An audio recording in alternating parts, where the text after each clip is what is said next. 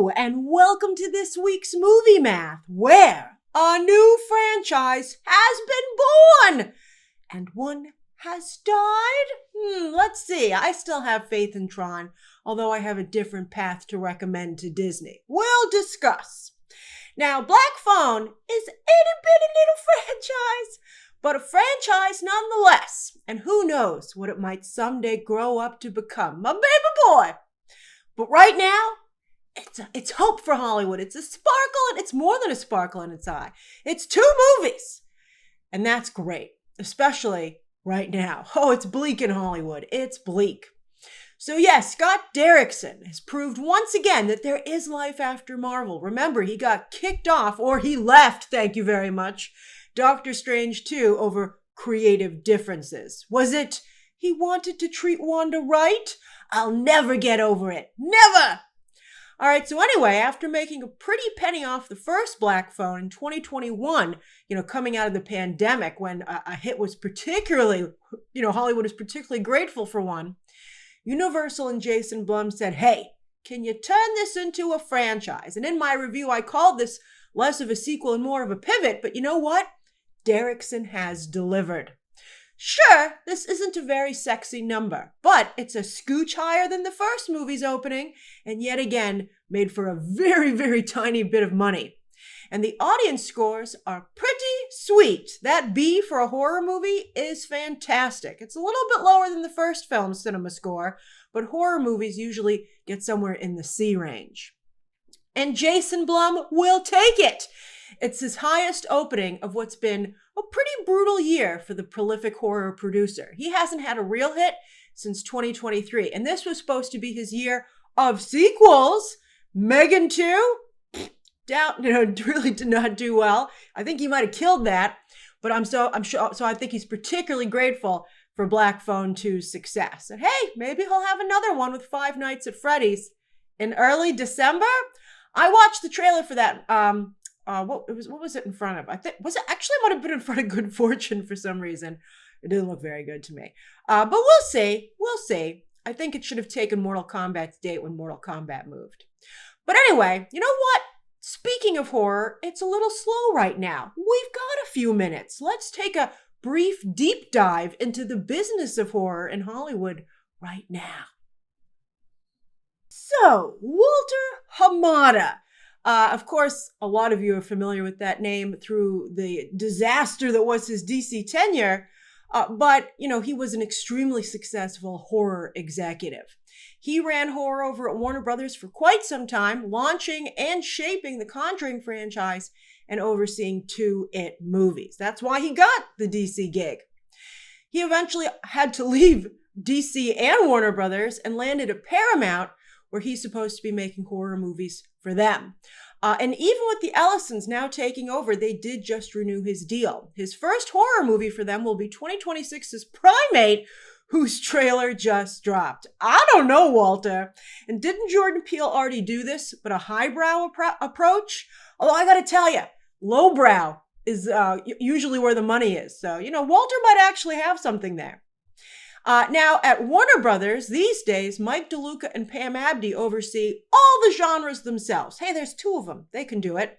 And while Sony's had a solid year with horror this year, they don't have a dedicated horror division, although Screen Gems, of course, produces a lot of horror. That's one of their shingles. And then Jason Blum supplies Universal with most of their horror movies. As for James Wan, he's everywhere. He still has an overall deal at Warner Brothers. He's a producer on the Mortal Kombat movies. He's got the Insidious franchise set up over at Sony. He's partnered his company with Blum, so he's got a ton of Universal movies too. And he's even got something cooking with A24. But when's he going to direct a blockbuster again? I mean, this guy made $2 billion movies. But Aquaman 2 might have broke him. That DC curse? I still believe in it, unfortunately. We'll see. Other huge names in horror. Do you still believe in the DC curse? I'd be curious. I don't know. I think it's still... There's a horror movie for you. Ooh, like this horror version of The Studio. All right, so they could do a Halloween episode of The Studio. The executive who got transferred to DC. Walter Hamada would be like, oh. It's no joke what happened to Walter Hamada, though. People should not have harassed his family. That was really horrible. All right, so other huge names in horror, of course, are Jordan Peele, who also has a deal at Universal. Mike Flanagan, where's that guy? Well, he's actually at DC, partially. He doesn't have an overall deal there, but he did write the Clayface script, didn't direct it for some strange reason. What a loss for that movie, but we'll see how it turns out. And Flanagan does a bunch of stuff here and there. And then mega producer Roy Lee. His Vertigo Entertainment got its start adapting Asian horror for Hollywood, but then became the house that it built. He makes movies and shows all over town, but primarily for Warner Brothers. And not just horror, he was a producer on Minecraft as well. And then after Weapons, which, by the way, Roy Lee produced, Zach Krieger has also become a big up-and-coming creative. And then, of course, Mr. Scott Derrickson. Yes, Mr. Scott Derrickson, who made a name for himself in horror, as so many directors do. Remember, it is the genre to make a splash in because you can make a movie for very little money so you can get a new director, but yet you have the opportunity to make a lot of money at the box office and really grab the studio's attention. So that's why horror, so many directors come up through that genre. And sure enough, Marvel came a-calling, and he delivered a very, very, very solid first movie for Doctor Strange. And it's great to have the reputation of someone who can deliver. But then he would argue with them, again, over those creative differences. And Marvel replaced him with the horror-turned-comic book director, Mr. Sam Raimi. Pretty demoralizing, although Derrickson can take heart that even Raimi ended up delivering a pretty bad movie. You know, Derrickson said he had left because he thought the movie was going to stink. They made a lot of changes, but Doctor Strange 2 made a lot of money, but I think that was mostly on tremendous hype. And Wanda, nobody gives Wanda credit for why that movie did so well. Anyway, so the fact that Raimi couldn't deliver a really good movie, I think just is another bit of evidence that the Marvel machine is truly becoming more and more of a machine, just stripping the artistic individuality out of its talent. The best moment in the movie was the most Raimi when she came out of that mirror, right? All right, so anyway, it took Derrickson 6 years to claw his way back with Black Phone. And, it's really still the only work that he can get. It's not great to have creative differences. Studio executives don't love it, right? But anyway, with his ability to keep the budget so low on these Black Phone movies and the audience, and by the way, I don't think the movie suffered for it. They had a lot of razzle-dazzle in Black Phone too. They were throwing Madeline McGraw all over the place, I thought it was good. And the audience scores are reasonably high. So I think we're definitely going to get a Black Phone 3, especially since it's just getting started. And again, after Mortal Kombat 2 just moved to summer 2026, there now isn't another big movie hitting theaters until November 7th with Predator Badlands. And of course, Halloween is the weekend after next. So Black Phone 2 could have 2 weekends where it has a fantastic hold. So it could actually make a pretty penny. This will be interesting to watch. By the way, as I note, did you skip Black Phone 2 but might go check it out in the next 2 weekends? By the way, as I noted in my review of the film, Black Phone 2 tried hard to appeal to Hispanic audiences with several supporting characters, but didn't play it up in the advertising. I think, they tried to be a little more subtle about it. And, they did, like many horror movies, have Hispanic audiences as their biggest demographic.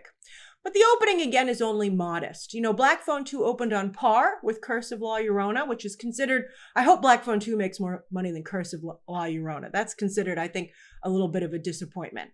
But it is bigger than Paranormal Activity, the marked ones, which was also made and advertised to appeal to the Hispanic audience. Now, this is great for rising star Mason Thames, giving him another #1 opening. Oh boy, agents mention that for sure. They're like, number one, your movie, potentially #1 with Mason Thames in it. But let's see what happens, when he competes against himself this coming weekend with a romantic drama from Paramount. Probably one of them is going to be #1. I think Black Phone. We'll see. The Springsteen movie is probably going to be #1. Oh, darn it. That's going to ruin his #1 streak. It's also nice for Ethan Hawke, who has been with producer Jason Blum from the very beginning with The Purge. And now Hawke seems to have a franchise key role where he can do most of his work from the voiceover booth. Not bad work if you can get it. Just ask Pedro Pascal. Do you want to see a Black Phone 3? Would you greenlight a Black Phone 3? And who needs to come back? Derrickson behind the camera, and then in front of the camera, Hawk, Thames, and how about Madeline McGraw, for Pete's sake, who's actually the lead of the film, despite the misleading advertising campaign? So, is Tron dead? I don't think it's dead. I don't. I mean, Tron Legacy wasn't a huge hit either, but people sure like that ride. So that means there's something there. As I said in the live stream earlier this week, Disney is taking the wrong approach here. Tron is a franchise that has gone from being ahead of its time to of the times. And in an era when more people play video games than go to the movies, make Tron a video game. Duh. Again, as I said in the live stream, have different game studios pitch you for the Tron IP. Turn Tron into a hit. Build a huge fan base of young men for the game, but which are also the key demographic for this type of franchise in Hollywood. And then you adapt it to a movie. Also, clearly, just as Filoni's animated series has been the key to reviving Star Wars, Disney should bring back the talent behind the Tron animated series. Every time I talk about Tron, the only thing that people are excited about is basically the animated series. And guess what? It's actually Disney's own Once Upon a Time creative duo who got their start on Lost, also from Disney, who wrote Tron Legacy, which a lot of you remember fondly, right? And meanwhile, Charlie Bean directed almost every single episode and doesn't really work anymore. So here's your guys, Disney, and what do you know? They're cheap. I mean, it's fantastic. They're not going to cost a lot of money. But you know who has been costing a lot of money? Jared Leto. At least he did. Let's just hope he's been investing and saving all that money, because it looks like Hollywood is finally realizing what audiences have known for a while now. We'll see what happens with Masters of the Universe. Leto will definitely still work, though. I mean, he's an Oscar winner that did manage to still sell $30 million plus worth of tickets, but he'll have to go back to smaller movies that are desperate for whatever star power they can get. However, a big star is not a guarantee for a smaller movie. Just take a look at Good Fortune. To be honest, Good Fortune is not very fortunate. I mean, it does star Keanu Reeves, but he has a history of appearing in small, eccentric movies that don't really click. And also, don't forget that he was in a horrible career slump post-Matrix, which is why John Wick was able to resurrect his career. Aziz Ansari has, interestingly, a very similar stink to him that Jared Leto does. No charges, no hearings, but very serious allegations. And for some reason, audiences have decided they don't much care for Seth Rogen. Thankfully, Hollywood still does, as the studio was an awards darling, and Rogen has become an extremely successful producer. We're actually going to be talking about him a little bit later in the streaming section. I still love Seth Rogen, on and off camera. Do you? And if not, why not? Can he win you back? I saw Good Fortune this weekend, and as I tweeted, while it has a wonderful message, entertainment-wise, it's the movie equivalent of a pamphlet. It's paper thin with not much there besides its message, and that message makes for a really bleak film. So it's not funny, depressing, and very slow. Oh, when can I watch it? I don't think it's going to do well anywhere. Lionsgate continues to not have good fortune, right? They're so desperate. They, of course, as was very publicly covered, handed their movie development over to AI. That was a year ago, by the way, and they don't seem to be doing much better. As for the rest of the top 10, One Battle After Another is continuing to hold quite nicely, now in its fourth weekend, and it doesn't even have any premium screens left. It's really, you can just feel it simmering off of all the buzz. And as I said in my Oscar predictions video on Friday, check it out, link down below, I do really feel it's the frontrunner for Best Picture. It's actually an amazing thing to watch this movie cook. Oh, it's really cool. We'll see what happens, though. It's still early days. But after the Hunts awards chances, they're done. They were looking pretty bad, but now they're done. Maybe Christopher Nolan can say it's one of the best movies he's ever seen. But seriously, considering that The Smashing Machine, because, they're both horrible flops, but considering that The Smashing Machine is about men's mental health, I'm not at all surprised that Johnson's performance really spoke to Nolan, who's a very male-centric director, which means he's a very male-centric dude. He never thinks about what women are thinking, as we've seen from his scripts. All right, I don't think that Nolan's comments will help Johnson's awards prospects this year, but it might get The Rock in Nolan's next movie after The Odyssey You go, Dwayne. You collect those directors like Thanos. That's amazing. Scorsese and then Nolan. It will have made the horrible flop of The Smashing Machine all worth it. The Smashing Machine is a horrible flop. It's only at about 15 million worldwide total. And the person who should be really nervous at this point is Benny Safdie. I mean, he and The Rock's follow-up, Lizard Music, could only get United Artists as his distributor because The Smashing Machine bombed so hard. Let's see if his brother and Timothée Chalamet fare any better. Whew! Roofman, I mean, that has stronger buzz than The Smashing Machine ever did, but The Smashing Machine had some buzz. They're both takes on Uncut Gems, by the way, which I find fascinating. Roofman is clearly racing to digital, while Gabby's Dollhouse is already there. And Angel Studios, well, they just keep on trying. Bless their hearts. Then, over on streaming, starting with Nielsen per usual for late September, the Netflix machine, speaking of machines, continues with its massive output of content. 2 new binges dropped, one from Tyler Perry, the other starring Jason Bateman and Jude Law. And then, of course, Wednesday and K-pop Demon Hunters still haven't slowed down. Whew! And they also have that direct-to-video Liam Neeson movie, which went from digital to now Netflix. Now, the real gossip, though, is on the originals chart. Still no Peacemaker Season 2. Still hasn't shown up. This is for the 5th episode. But of course, the 6th episode was when Gunn said the surprises were going to kick in and when it seemed like they would. I think episode 6 was the buzziest of the season. So there's a very good chance maybe we'll see it on the chart next week. We better. Let's see. Let's see if it ever charts. I think it will. We'll see. Do you think Peacemaker will chart? And Alien Earth, which once charted, just can't get back on. But there's Gen V. Woo! It's pretty low down. And this was its debut, where it dropped 3 episodes at once, which certainly helps with Nielsen's charts because they do it by minutes.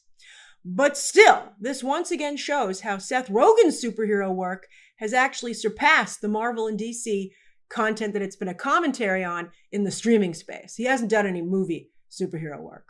Rogen hasn't produced any. Because The Boys Season 4 consistently charted, right, at the top. It did extremely well. The Boys Season 5, the final season, coming out next year, should be something to behold. And of course, Invincible Season 4 is also coming up fast, just announced at New York Comic Con for March 2026. And again, that's all Rogen. He produces all that. Although Gen V, it might be struggling a little bit because The Boys, the showrunner, the creative head of that universe, Eric Kripke, did take to social media to say, please watch it, or we're not going to get a season 3.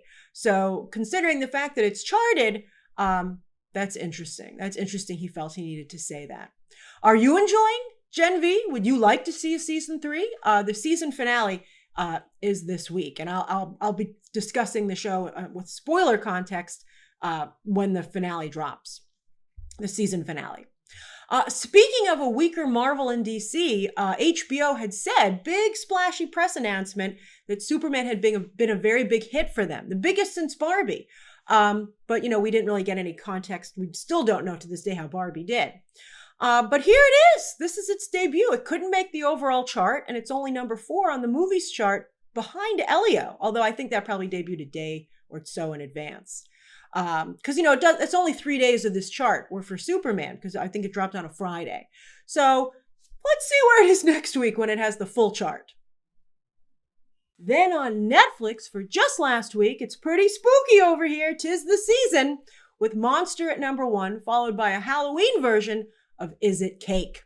Those Monster numbers in its first full week, speaking of full weeks, are a little more respectable than its debut last week. But this series still hasn't been able to recapture, with now the second 2 seasons, the gruesome lightning in a bottle that was Dahmer. I don't think Lizzie Borden's going to do it either. Who do you recommend that Ryan Murphy should do for the 5th Monster to try and have the same reaction that Dahmer got?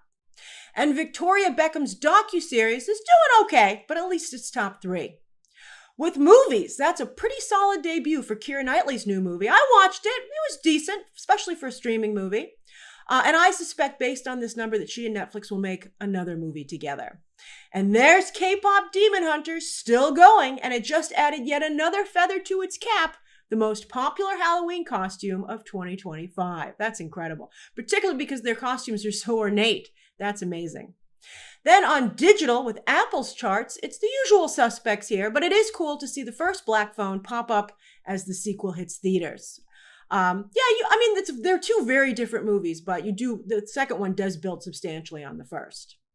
And while One Battle After Another has not officially announced its digital release date, they're pushing it. They're pushing pre-sales.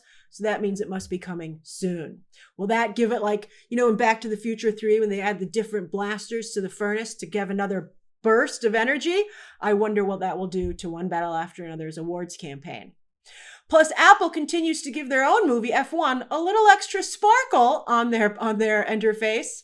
Not to mention they just scored exclusive rights to the US for the real F1 races for 5 years. And they got it by almost doubling what Disney's ESPN had been paying. Woo, Disney. Taken some hits. Next up for F1, some Oscar nominations. Best Sound is a very solid bet, but can it score any other nominations, right? What do you think? Best Score? I think the score is incredible. It is Hans Zimmer. And what about Best Picture? Do you think it can get a Best Picture spot? As for this coming weekend, this was the weekend that Mortal Kombat 2 was supposed to originally hit theaters. And since Warner Brothers moved it so close to release, no other studio felt they had time to put another movie there. You snooze, you lose! Five Nights at Freddy's 2, but we'll see what happens. So yes, Disney is hoping that, maybe they'll just luck out because they have Springsteen parked here. Well, Paramount has Regretting You, and Begonia goes into limited release. But yeah, it's freaking Halloween. So again, as I said, I think Black Phone 2 is now really well positioned. Then on digital on Tuesday, there's The Long Walk and The Roses from Disney. Ooh, I'm totally going to watch The Roses on digital. While with streaming movies, on Wednesday, Hulu has a remake of The Hand That Rocks the Cradle, and on Friday, awards contender A House of Dynamite hits Netflix after a brief theatrical run. Although, while it had a lot of buzz just a few weeks ago, that seems to have really not stayed around. As for shows, on Wednesday, Prime Video drops the entire season of Lazarus based on the books by Harlan Coben, who has been very good for Netflix, with Sam Claflin and Bill Nye starring. That sounds pretty good. I like that cast at least. While finally on Thursday, Nobody Wants This returns on Netflix. Will it once again be a huge hit? While The Kardashians return to Hulu, Prime Video has an Allen Iverson docuseries. And you know who else returns? Adventure Time's Fiona and Cake, this time on HBO Max. So that's this week's Movie Math. What have you been watching? What do you plan to watch? And what are your thoughts on these two franchises? A tale of two franchises, Black Phone and Tron. Share those thoughts down below. Subscribe today. And of course, as always, you can check out some more videos right now.